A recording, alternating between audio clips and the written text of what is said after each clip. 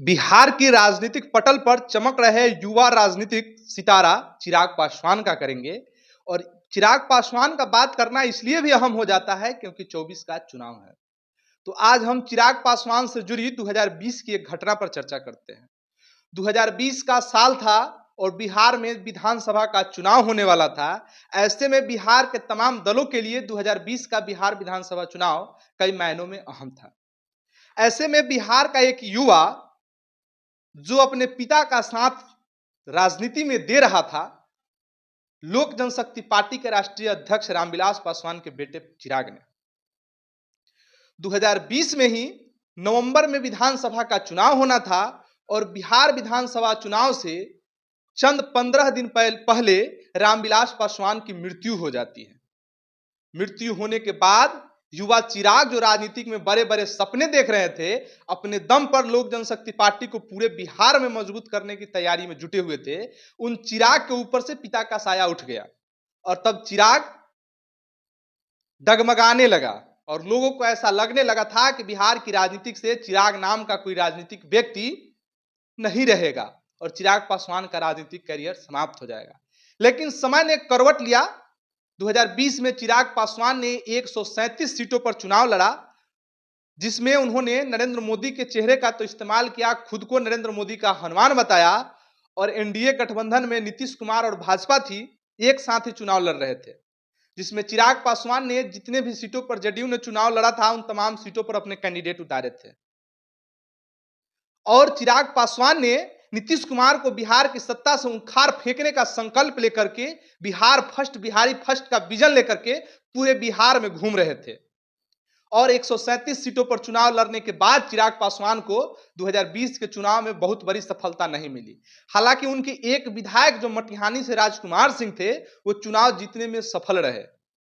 और सफल रहे। उसके अलावे उनके जो 9 प्रत्याशी थे वो दूसरे नंबर पर थे और चिराग पासवान को 2020 के विधानसभा चुनाव में तकरीबन 6.68% वोट शेयर प्राप्त हुआ,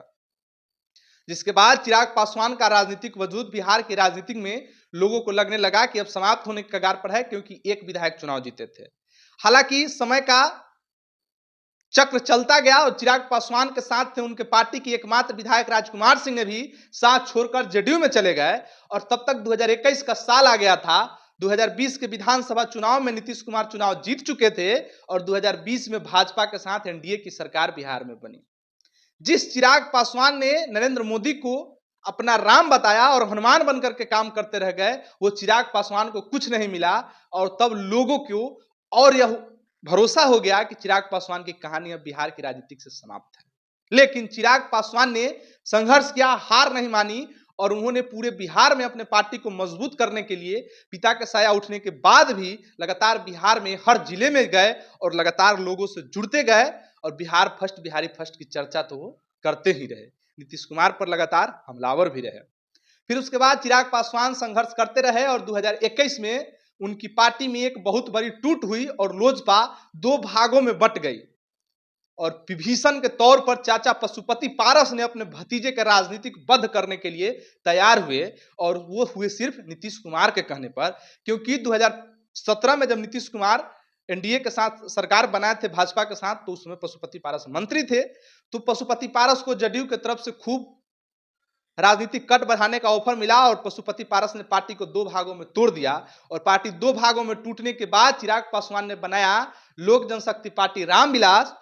तो पशुपति पारस ने बनाया राष्ट्रीय लोक जनशक्ति पार्टी। इसके बाद चाचा भतीजे की राह अलग हो गई और दोनों अलग अलग दिशा में काम करने लगे। हालांकि नीतीश कुमार 2022 के लास्ट तक आकर के भाजपा से अलग हुए और वो महागठबंधन के साथ वर्तमान में सरकार चला रहे हैं। चाचा पारस एनडीए में ही रह गए और भाजपा के द्वारा उन्हें रामविलास पासवान की मृत्यु के बाद जो खाली सीट हुई थी उस पर मंत्री बना दिया गया। चिराग पासवान मुंह देखते रह गए कि जिस राम के भरोसे वो अपनी राजनीतिक नैया को लेकर चले थे, वो राम अब शायद उनकी नैया को डुबो देंगे बीच मझधार में। लेकिन चिराग पासवान ने हार नहीं माना और संघर्ष करते गए। बिहार में एक के बाद एक बड़े नेताओं का उनको समर्थन मिलते गया, जिसके बाद चिराग काफी मजबूत हुए और एक बार फिर चिराग जोरों पर आ गए और लोग उन्हें बिहार के मुख्यमंत्री के तौर पर देखने लगे हैं। 2024 का चुनाव सामने है और ऐसे में भाजपा ने रामविलास पासवान के लाल और रामविलास की परिवार के चिराग पासवान को अपने साथ लाने का फैसला किया और चिराग पासवान फिलहाल एनडीए में शामिल हो गए हैं और चाचा भतीजे दोनों एनडीए के ही हिस्सा हैं। तो आपको बताते चले कि जब चाचा भतीजे एक साथ एक ही पार्टी में हैं तो क्या वह भतीजा जो चाचा के खिलाफ जंग छेड़ा था और जिस चाचा ने विभीषण बन करके अपने भतीजा का राजनीतिक वध किया था, आखिरकार क्या अब सुलह सलाह होगा कि 2024 से पहले पशुपति पारस एनडीए से बाहर होंगे? यह सवाल तो अभी क्लियर नहीं हो पाया है, लेकिन चिराग पासवान ने अपनी मजबूती को बिहार में इस कदर दिखाया कि शायद केंद्र में बैठी नरेंद्र मोदी की सरकार और भाजपा के चाणक्य कहे जाने वाले अमित शाह को भी लगने लगा कि बिहार की राजनीतिक में अगर कोई युवा सबसे मजबूत है तो वह चिराग पासवान ही है। और हो सकता है चिराग पासवान को भाजपा 2025 में सीएम के चेहरा के तौर पर भी प्रोजेक्ट करे, क्योंकि चिराग पासवान बिहार की राजनीति का वह चेहरा बन चुके हैं जो लोग अब उन पर भरोसा करने लगे हैं। उनके बिहार फर्स्ट बिहारी फर्स्ट का विजन अब लोगों तक पहुंच चुका है और लोग चिराग पासवान को मुख्यमंत्री की कुर्सी पर देखना चाहते हैं और उनके समर्थक इसको लेकर कई बार सार्वजनिक तौर पर कह चुके हैं। तो धन्यवाद। बिहार और बिहार से जुड़ी तमाम खबर हम आप तक परोसते रहेंगे। फिलहाल के लिए इतना ही, तब तक के लिए